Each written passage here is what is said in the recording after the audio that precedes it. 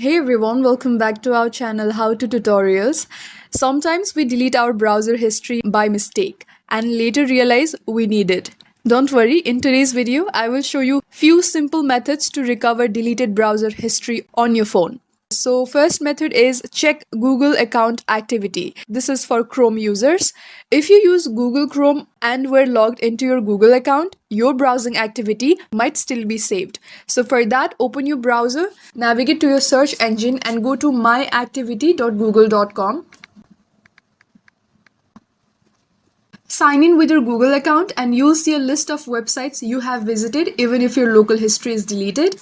Second, restore from backup or sync. If you have a browser sync enabled like Chrome Sync, Firefox Sync or Safari with iCloud, you can restore history from another synced device. And if none of the two work, you can use data recovery tools such as Recuva or EaseUs to scan your system and recover deleted browser files. This works best if done quickly after deletion.